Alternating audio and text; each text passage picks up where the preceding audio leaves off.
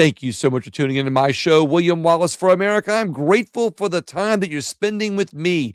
Today's show is brought to you by Door Furniture. They're a local furniture company in Louisiana, which is where the Pelican Institute is based, where the show that we're doing today, the episode, is going to be more about a company that's based in Louisiana, like Door Furniture is. The Pelican Institute does things in Louisiana primarily, but they work with organizations and people from all over the country, which is why I think this show is relevant not only to the Louisiana people, where we're going to show the results on an economic report, but we're going to use that to reflect those results of things that have been discussed and worked on a nationwide basis.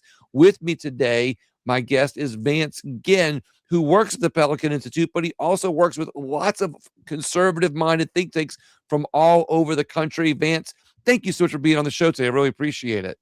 Hey, my pleasure. It's great to be with you today. Well, we've met before a couple of times. People can dig up an interview that you and I did about a year, 2 years ago.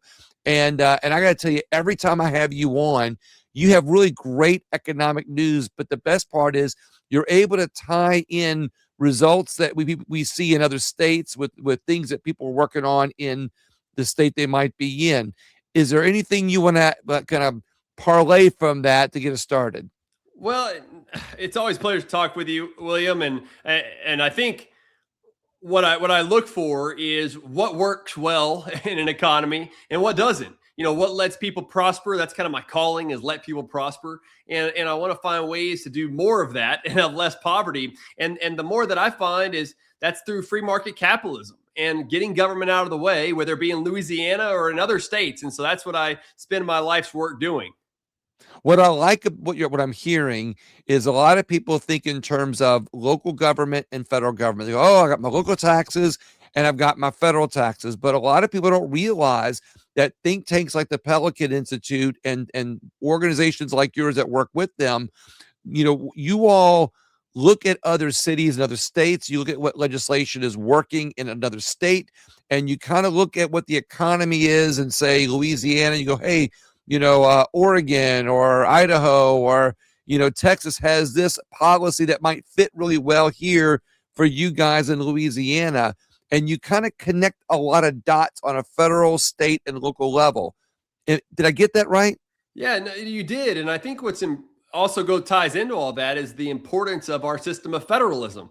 We're one of the only countries that has this system of federalism. And it's just so important because, yes, there are some things the federal government should do, but there's a lot the federal government should not do. They should be very limited. And we could get into that, how they're overexpanded in many areas and why we're running multi-trillion-dollar deficits every year. But a lot of that should be left to the states or ultimately to the people. And so I think by having this laboratory of competition for these different states to run spending and taxes and regulatory differences, this allows for us to see what works and what doesn't. And it's really a beautiful thing if you think about it.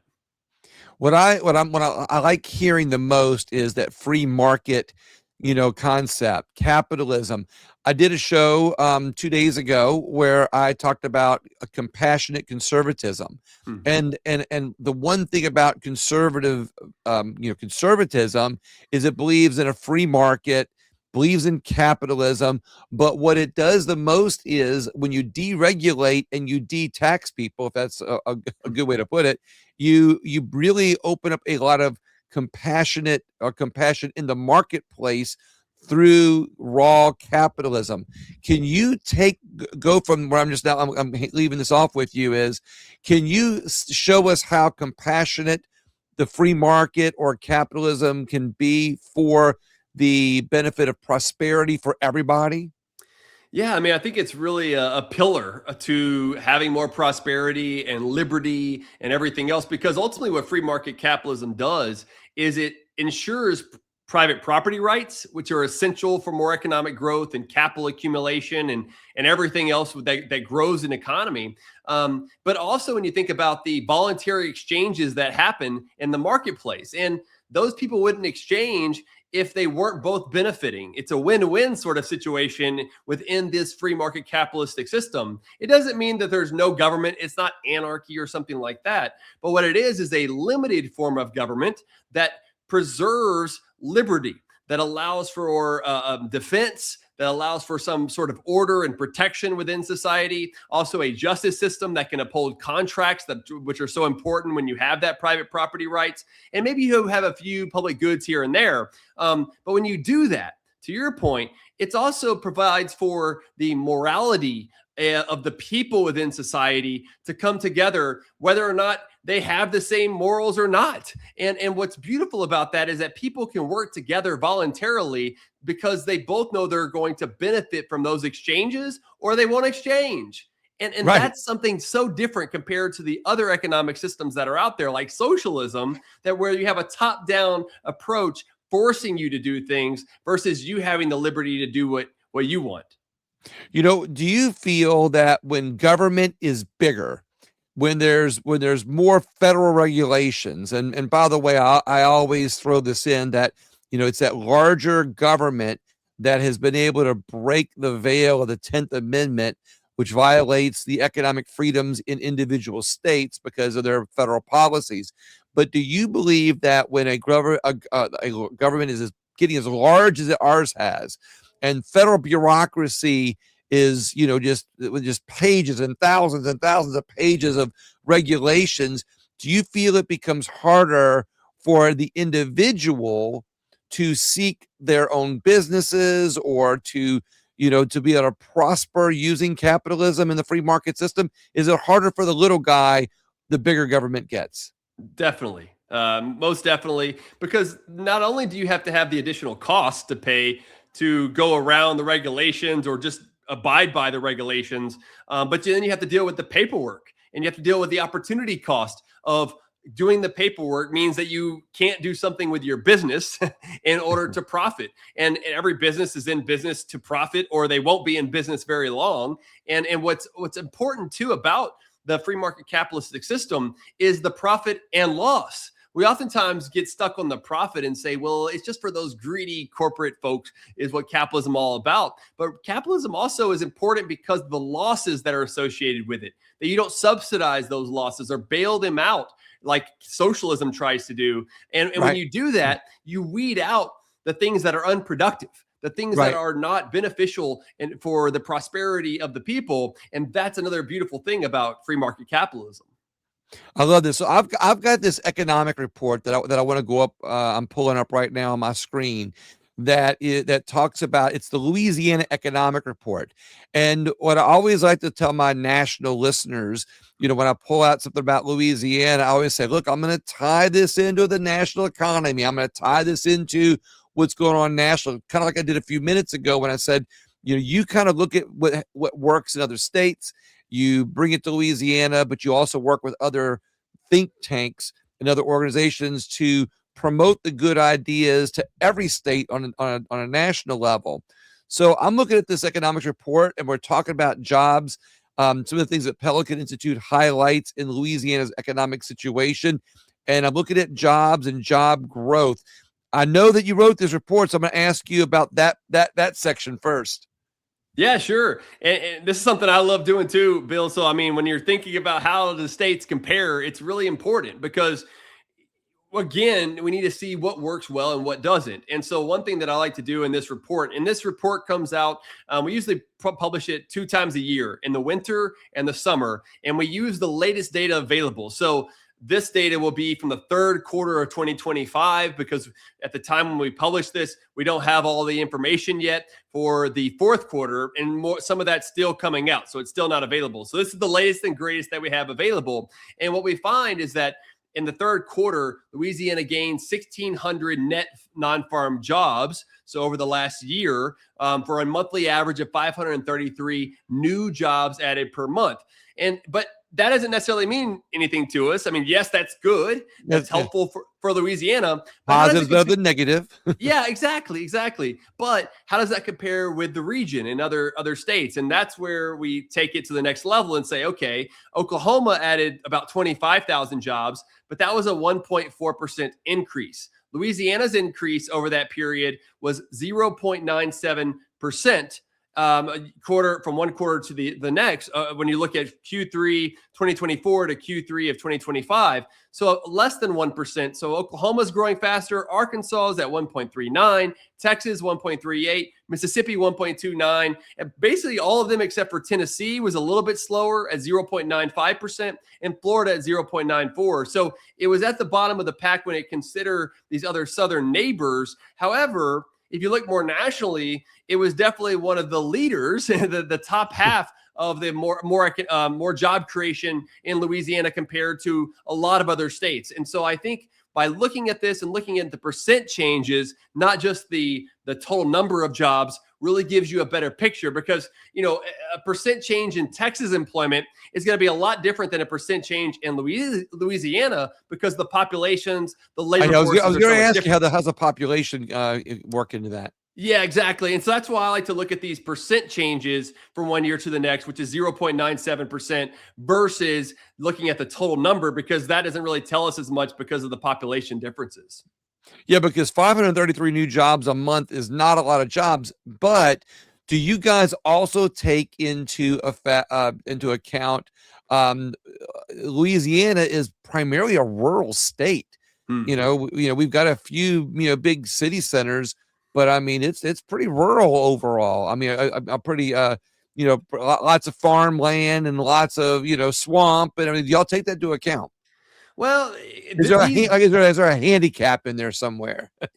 Not really. I mean, I think if you broke it down by, okay, here is the different sector of just the Louisiana economy, then you could do that. The data that we're Right. using is from the Bureau of Labor Statistics. So this is what they're publishing.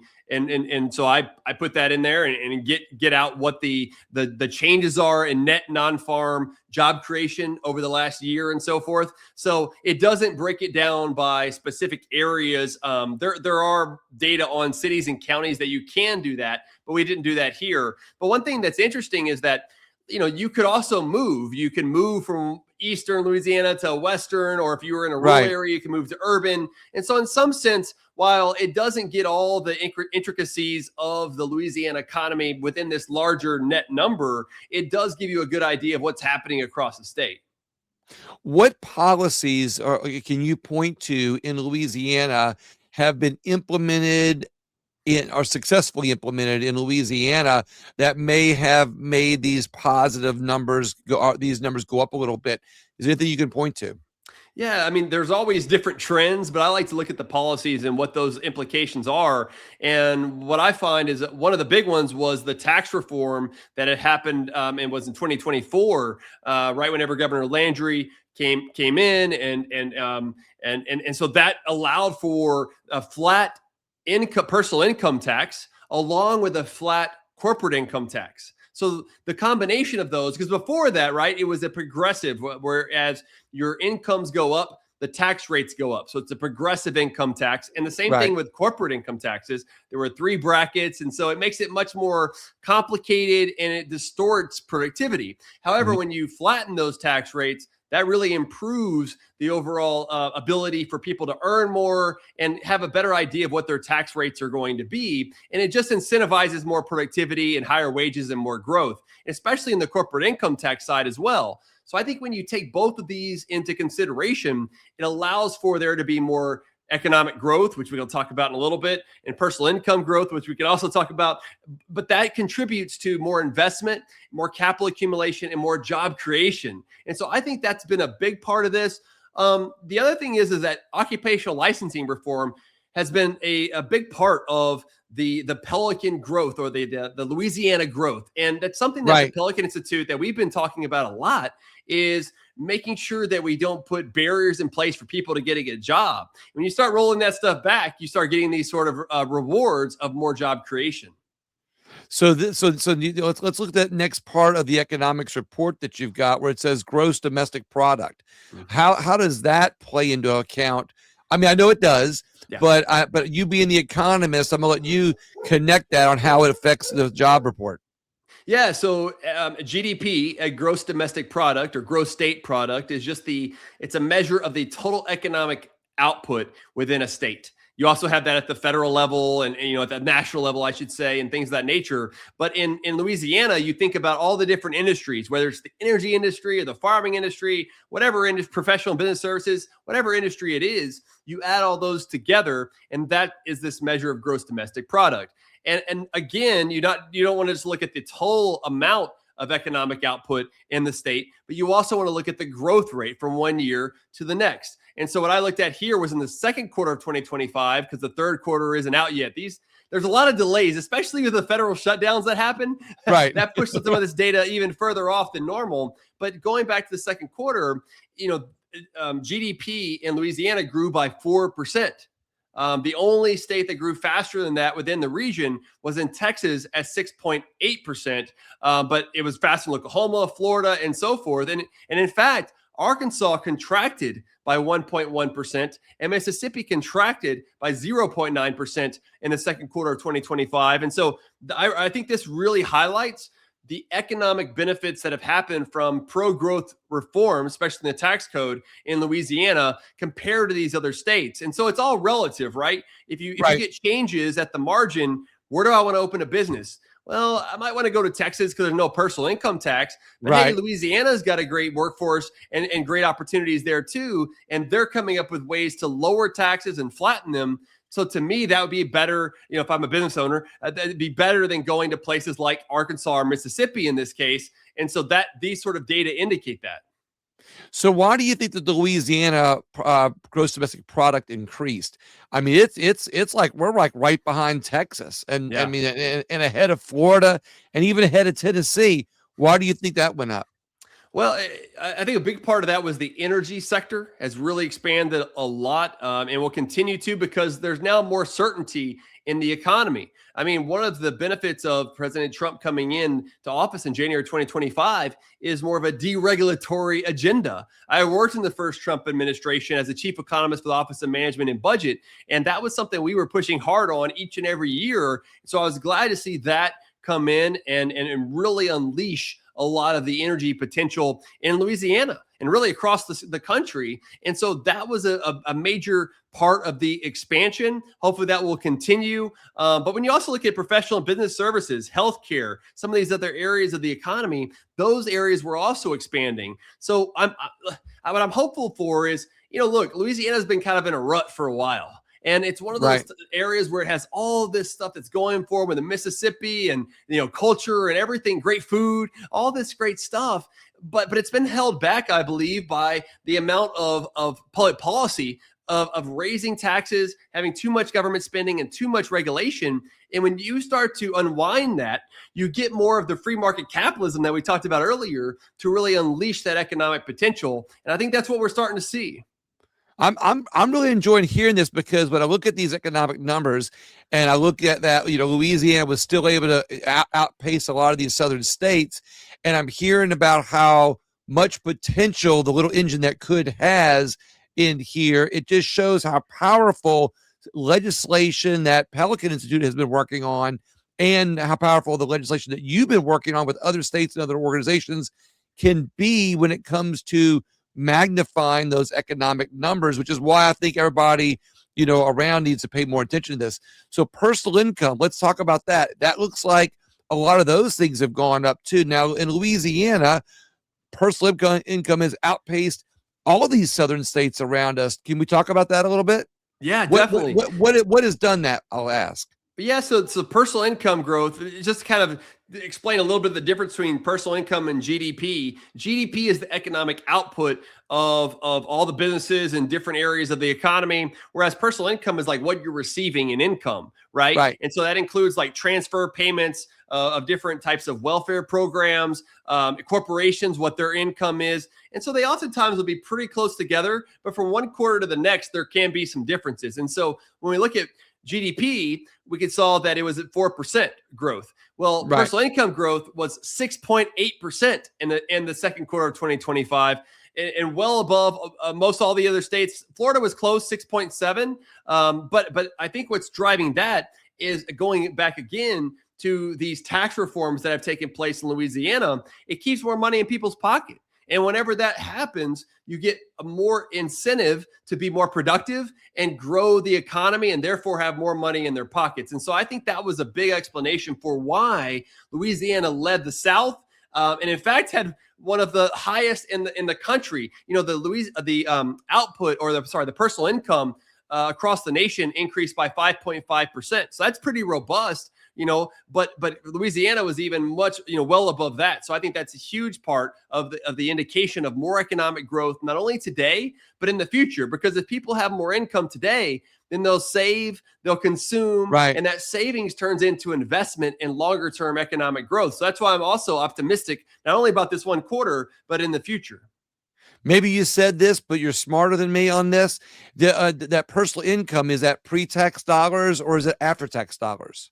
They usually do it with pre-tax dollars, so not after tax. And so you could say, well, that's going to take off something there. But if you're growing in the economy on personal income after your taxes, your gross income, then hopefully that will lead to lower taxes, especially at a time when the state has been flattened the personal income tax. So that brings about more certainty about what you're paying in taxes, contributing to more personal income and more economic growth. What I like that I just now heard is, when it shows that Louisiana's personal income is going up, and that's a pre-tax dollar. If we're being taxed less, it Yeah. means that in Louisiana, people are keeping more of their money. Yes. You got it. You got it. I love this. All right, we have a couple more things to go over Sure. on this economic report, because I know we're gonna wind down here in just a minute.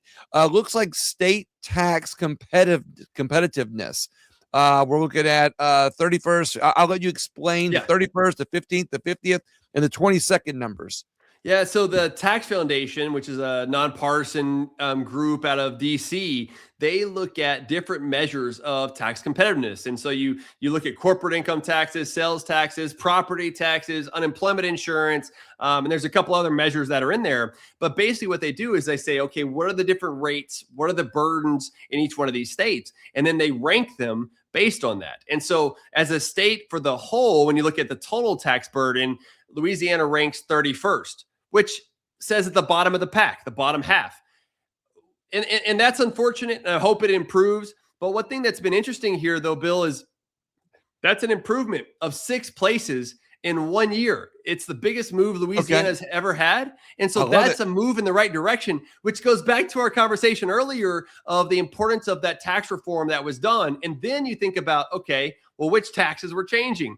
Well, corporate taxes are now 15th best in the country. That's an improvement of 19 spots, meaning it was 34th and went to 15th. So that reflects these improvements that we talked about earlier with GDP and personal income. Now, there's still some work to do. For example, Louisiana ranks 50th in sales taxes with that combined state and local rate of 10.11%, which is the highest in the United States. But, but if you think about the effects that it has on the economy, corporate income taxes reduce corporate income, therefore less ability to grow their business. Income taxes reduces income and ability to work. So that reduces the economic potential. Sales taxes reduce consumption, but you get to keep all your money. And so that also goes back to that personal income point that you made a minute ago. We got more money in our pocket, then you decide how to spend. And so I think even though it is 50th, there's got to be some other areas to look at. And then Louisiana ranks 22nd in property tax. That's 50th at the bottom, the least competitive, right? Yes. I'm saying it for the people in the back. Yeah. No, and it was 48th, and now it's 50th. So that's dead last. So that you don't really want to be in last in anything, but if you're funding government spending with any form of taxes, my research on this has shown that sales tax is the least burdensome overall. And it will go back to spending, right? Spending is the main driver. And that's one thing I think that's still hurting Louisiana is the amount of government spending at the state and local level. If those aren't kept intact in some way and start to be reined in, then those taxes will go back up. And that's something we've really got to watch. So what's this 22nd number in property tax? I know you started to do that. I kind of interrupted you on that a little bit. Well, yeah, it's 22nd in property taxes. So that means the top half of having the lower property taxes. But this dropped by 3 places. So that means that Government spending at the local level is growing at a rapid rate, and they're wanting to bring in more in property taxes. And so that's hurting a lot of homeowners. I mean, one of the biggest issues we hear across the country right now is affordability, right? And people are having difficulty buying a home. And if the property tax is going up as well, that makes it even more difficult. And so that's something that we Right. certainly need to watch. So you think our property taxes are going up, or in the case we have the homestead exemption, Hmm. our property values going up, which means that, I mean, for us, we have a unique situation with the homestead exemption. So Mhm. as home prices might be going up, there's less of that homestead exemption eating up the taxes, so people are paying more in taxes. Is that figured in or calculated in that number at all? Yes, the way they look at this is the effective property tax rate. So it's looking at the share of the taxes it paid in property taxes across the state divided by the amount of the home values, right? And then you Right. get that rate, and then you can use that effective tax rate to compare it with other states. And so you're exactly right. You have these appraisals, you have the homestead exemption, which can reduce some of that amount that you're going to have to pay it on. But the thing that I really try to focus on is the tax rates that are set by those local taxing entities. You know, if the appraisal goes up, even with the homestead exemption, then the rate should go down in order to bring 0% more property tax revenue. But if they want to grow spending, which spending is the ultimate burden of government, then they've got to raise that tax rate to bring in more revenue. And so that's really where I think there needs to be more done of limiting the levies, limiting how much it can actually be brought in by having levy limits. And there's a lot of ways to do this, and other states have been looking at this. But I think by focusing on local spending along with having these levy limits, that would be a better way to bring down that burden of property tax. Is there any other type of policy that you can point to that has done has I guess given us these results, or any policy that you can look to that we should look at in the future that could affect these in a positive direction? Yeah, I think the one that I think that has been missing so far is strengthening the state's spending limit or the government growth limit. Right now, it's based on personal income, which tends to grow pretty fast. And it always begs this question, like, why should the government grow as fast as personal income? If the economy is growing faster, you want more money in the private sector, not Right. within government. And so that's one area we've looked at, is to say maybe we should base it on something like population growth plus inflation, which grows slower than personal income growth, but it still measures the population growth. So people ability to pay for spending has went up, and inflation is historically tied to wage growth. And so you put those two together, you account for economies of scale, and then that allows you to see what the average taxpayer can afford to pay for that government spending. And what we've seen in Louisiana is that the spending has been too fast. And we're concerned that that will lead to higher taxes if that growth limit isn't put in place and strengthened. So I think that's a big one. And I think another part of this, Bill, is the Governor Landry has talked about putting the personal income tax and all income taxes on a path to zero. And I think that's huge, because right now there are 8 states that have no personal income tax. But there are about 14 other states that are either heading to zero or reducing their income taxes. So soon we could be in a situation where half of all the states have very low income taxes or zero income taxes. And Right. while Louisiana is now at around 3.5%, which is better than where it was, if that doesn't continue to go down, then in the system of federalism, it'll be less competitive. Going back to the state competitiveness index again, it'll be less competitive if that doesn't continue to go down. 2 more quick questions, and off of observation, just knowing about what's happened to Louisiana with their spending issues that they've had. Of course, they had all this federal money for so Hmm. long. They had hurricane money, they've had COVID money, they've had more disaster money, and it kind of bulks up their accounts. And so they go, wow, we got money to spend. And then, of course, it leads to, that they've overspent, and they've, instead of doing one-time spending, they put it on spending that keeps going on. And then, of course, taxes have to follow to correct out all the problems of those bad spending decisions. I'm looking at the last picture you've got here, other Hmm. national rankings for Louisiana. If we can go over that on our walkout before I ask you the final question. Yeah, when you go through these, there's the American Legislative Exchange Council, Mhm. another nonpartisan group out of DC, and they look at all the different states and what their economic performance is. When you think about gross domestic product that we talked about, the employment sector, and then also kind of what the cost of living is there. And they find that Louisiana was actually 50th, which is dead last from the Mm. 2013 to 2023, which I think is going to change pretty quickly, though, because that only goes to 2023. So what about 24 and 25? And we just talked about some of the benefits that have happened with public policy. So Just a my couple guess years is, ago. yeah, that's going to change in the next report. But we wanted to put that out there to show kind of where we were so we can see where we have been. The other thing, though, is, and this goes to this point, is that Alec also in that same report, they have a report called Rich States, Poor States. They show the current economic outlook for this year, 2026, is 18th. So not 50th, but 18th. And that's Nice. continued to improve over the last couple of years because of these better economic policies. And then again, 31st in tax competitiveness. And so that's something that needs to improve on. But I'm hopeful that we can have more of these free market reforms and we'll be better off in the process. I love it. One final question before you there, Vance. Do you see economic freedom on the rise in Louisiana? Do you see economic freedom on the rise in America? Are more people becoming aware, of deregulating government, our national debt as a result of this awareness? And is economic freedom on the rise?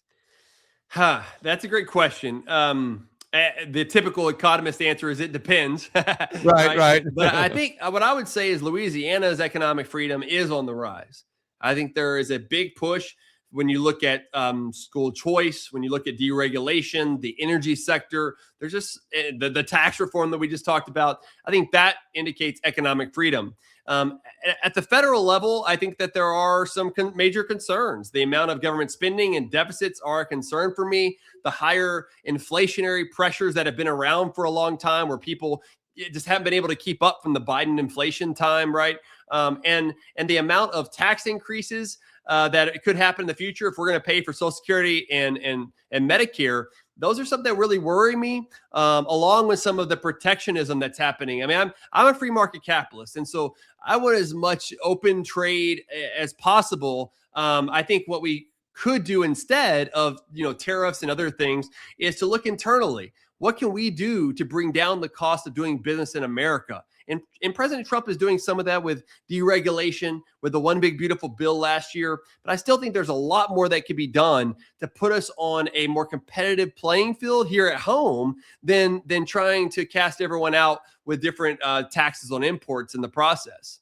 I love this. Vance, I got to tell you, I really appreciate your time. And I want to thank you very much for it. I know we've had a lot of chance of opportunity here for you to talk. Is there anything else that you want to add real quick, or do you think we're going to wrap that up on that report? Yeah, I think this has all been great. Thank you, Bill, for this opportunity. And everyone can find out more information at Pelican Institute at pelicanpolicy.org, O-R-G. You can also find more about me at vanceginn.com. I do a lot of this work as well, and I'm active on X and other places. So be sure to check that out too. All right, Vance, I'll tag you on all the posts that we make on this. I appreciate your time. Thank you so much, and have a great night. And hang in there 1 second. I'm gonna tell the audience, please, if you feel that economics is as important to the next guy as it is to you, and how it affects you and how it might affect others in other states, get involved in not only the policy end of legislation, but please share this interview with somebody that you think might want to know more about it. Have a great night.